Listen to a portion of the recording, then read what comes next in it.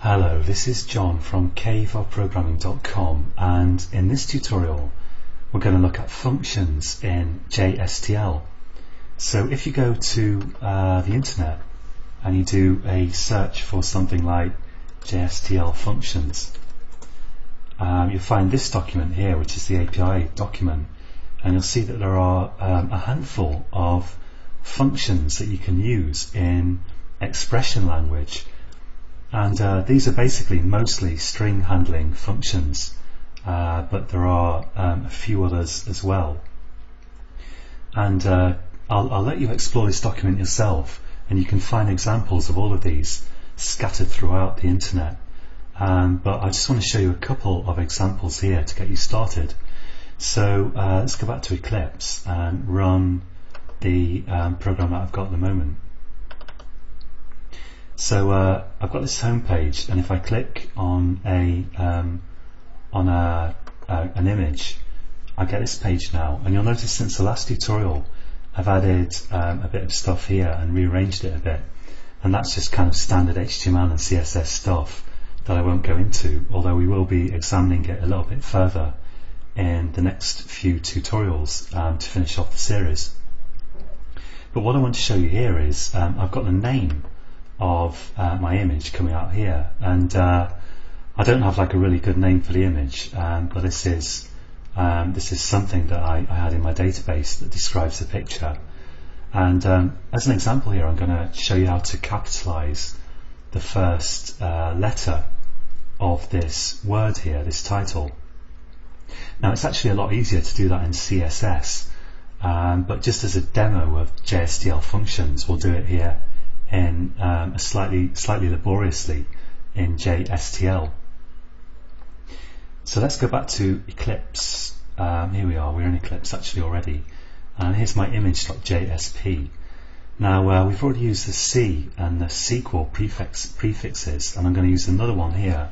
So I'll copy one of my taglib directives, and I'll change this SQL bit on the end of the URI to functions, and I'll change this prefix to fn, which is the function prefix.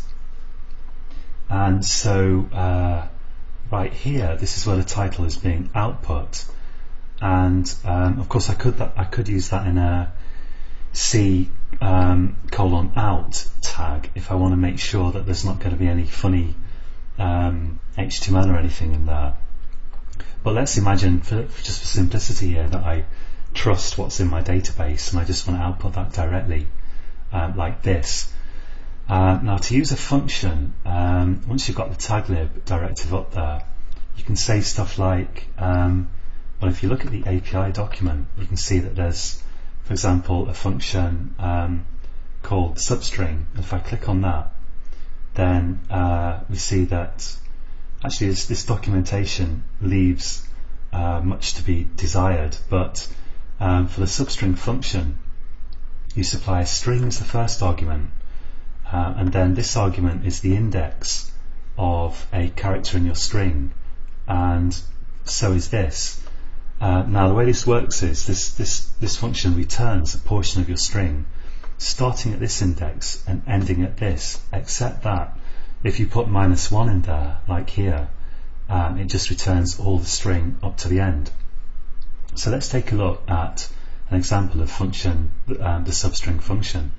So you can use functions within these JSTL brackets, and I'm just going to say here, so I've got a string already right here, and I'm going to say here fn substring, and I'm going to supply this string as the first argument, and then let's say I want the first, the index of the, let's say I want to extract all of this string from the first character to the last one, so I'll say -1 at the end there, and let's run that and see how it looks. So I'll run this application, run on server, and try and pick something with a nice long name, but I don't really know what actually. Whole bunch of images there. Well, this is probably mountain. Let's try this. So you see we've got mountain, we've extracted everything from the the character at index 1 and it starts at 0 up to the end of the string. Or I could do something like extract from character 0, the first character, and just get the first 4 characters like this. So starting at character 0 and ending at character 3, which is a total of 4 characters, 0, 1, 2, 3. Let's try that and see how that looks. So I'll run this, run on server, and let's go to, well, here we've got an example. In fact, I'm wrong. I think I'm mistaken there, because what we're getting is the second argument is actually the number of characters that you want to extract from the string. My mistake. But you wouldn't know that from this documentation, and to be honest, if I don't use this for a few weeks, it just goes completely out of my head. So this is extracting, starting at character 0, and we're extracting 3 characters. Let's take a look at another example, and then we're going to use 2 functions together to show you how they can work together. So we've got functions that can make the string uppercase and lowercase. They're called 2 lowercase and 2 uppercase, and so we've got an example here of 2 lower. It's very simple, you just pass the string in that you want to change, and 2 upper, and this documentation is actually wrong, it's missed off the 2 here, but no matter, we can work with that. So let's say here function, so it's fn colon, and don't put a dot in there by mistake, you need a colon, 2 uppercase, and this just takes 1 argument, which is the string to change. And let's run this, run on server, and look at an example like tree, and then we've got tree in uppercase. Now we can use these functions together to just capitalize the first letter, and as I say, this is more easily done in CSS, but just as an example, I think this will be interesting. So to do that, we want to extract 2 bits of the string. So we want to use the substring function, and the first bit I want to extract is starting at index 0, and I just want to extract 1 character like that.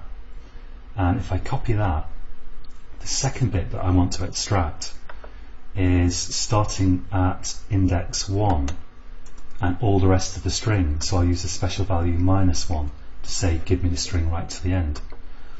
And if we look at that, let's put something in between so that we can see what it's doing. I'll just put a colon there in between, and I'll run this application, and let's click on chair. Whoops, I've missed something there. Okay, let's go back again. So I'll go to image.jsp, and does it look okay?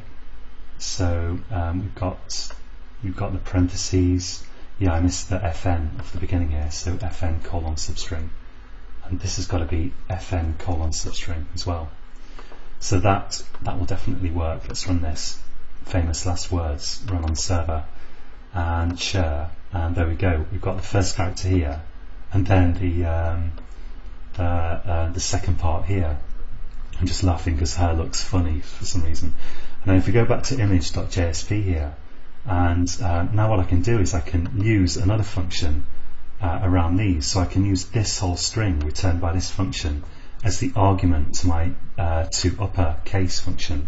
So I can say function to uppercase brackets and surround the entire thing like that. And let's do the same here, function to lower case, and put a bracket there. So this should work, and let's run this, run on server, and money, so here we've got a capital N. And all I have to do now to put this together is, let's just maximize the editor here. I just need to get rid of this stuff in the middle really, so concatenation in expression language is achieved just by putting strings next to each other.